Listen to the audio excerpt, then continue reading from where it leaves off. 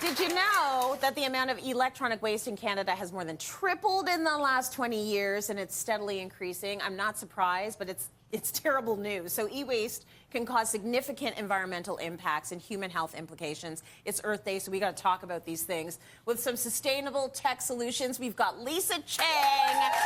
You're going to help us. I grapple with this on a personal level, right? As do I, yes. So it's the whole thing is really kind of scary to hear. Yeah, so think about it. We are wasting so many of our electronics that it's equivalent to filling the CN Tower, get this, 110 times per year. Per year. Which is insane. So waste, e-waste. Absolutely. So really it comes down to understanding the problem from the root. Yes. So first and foremost, e-waste can be attributed to two things. Number one, let's talk about the manufacturers. When it comes to the manufacturers, they're really creating products that are making the older ones a little bit harder to update, to repair.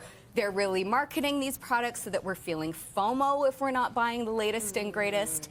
And that leads to us, which really at the end of the day comes down to our consumer buying habits. Yeah. Do we need the latest, greatest, thinnest products, or are we okay getting by with the one that we have for a few more years, repairing it and, you know, making the full use of its entire life cycle? That's what it comes down to.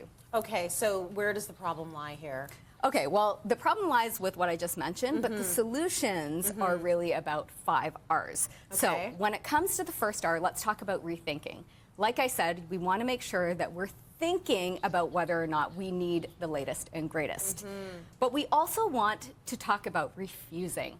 So what does that mean? Let's look at all the waste that we're looking at on the planet, whether it comes to plastic, you know, fashion products, even things like beauty products.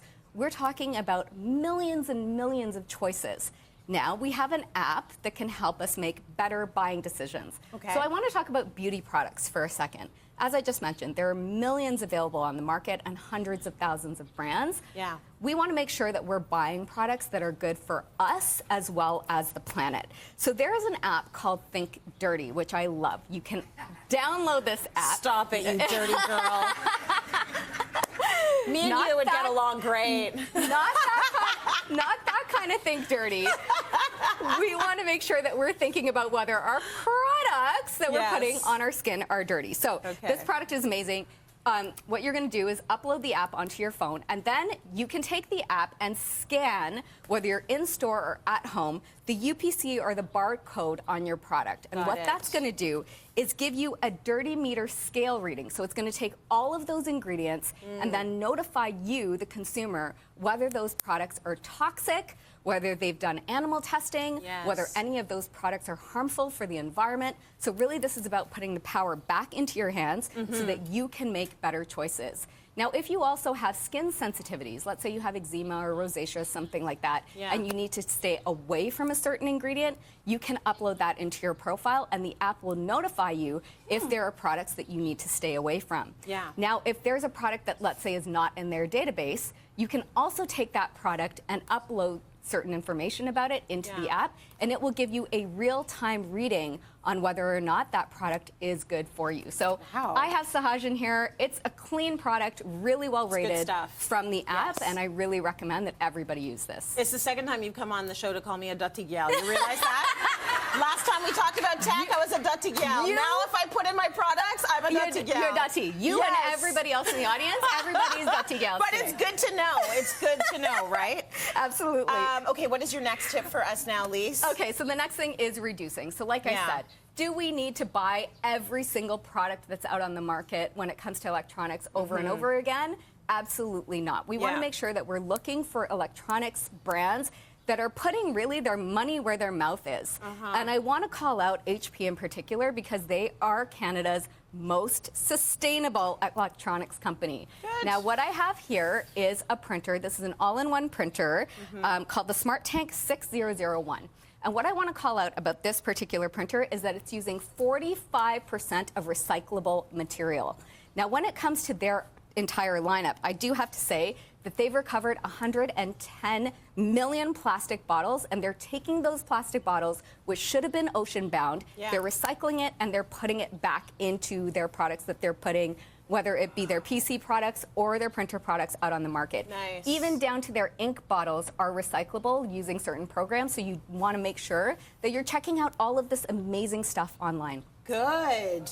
Okay, so we've done a couple of R's, more Yes, R's? more R's. So when it comes to reselling, this is all about reusing. Yes. Now, of course, there's a big marketplace out there for people that need to buy your electronics. Yes. So if you're going to do that, listen, I have a couple of tips when it comes to that. We're talking about smart electronics products overall, which holds your personal information. We all know that. So you want to make sure that you're wiping those products in its entirety before you put that up on the market. You also want to make sure that if there's things like dings or scratches to the screen, we're calling that out in the description.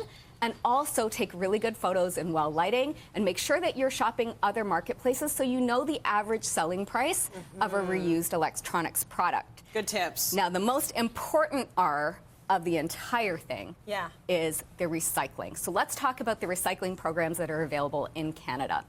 Every recycling program, whether it be in your province, your region, your municipality, it's all managed by the EPRA. So this is the Electronics Products Recycling Association. Okay.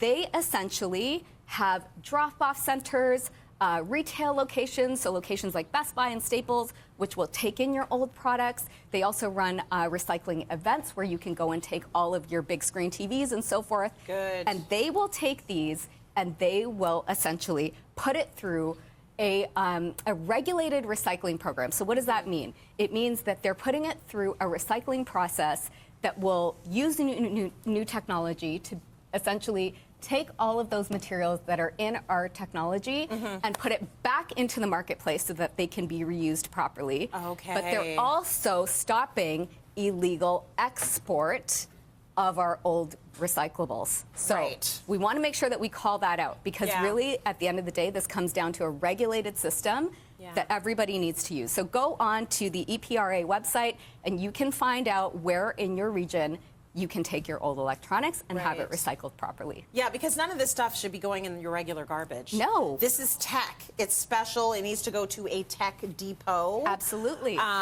It's one of the few rules I diligently follow. 100%. And listen, if you've got like Jay-Z's The Blueprint on CD, you keep that. You keep that for life. These are like, there's Illmatic here, there's Biggie's Ready to Die. Like, this is the stuff you keep forever. 100%. And also, when it comes down to tech, the one thing that I tell myself all the time is that my purchases are actually affecting mining happening in Congo. Yes. My purchases may be putting other people in a slave labor position. 100%. And you have to think about that because we are all connected on this planet, right? Absolutely. So do we really need the latest and greatest? I'm so glad. I don't know. So glad that you called that out to Yes. Do you have anything else? I do. So I just want to mention that it's so key to have these conversations in our households. Really, at the end of the day, it starts with us. Yeah. So a great conversation starter is to go to Arcadia Earth, which is an amazing place here in Toronto. Yeah. And you can take your kids there. It's got all types of immersive experiences that you can go and experience yourself. So as you're seeing here,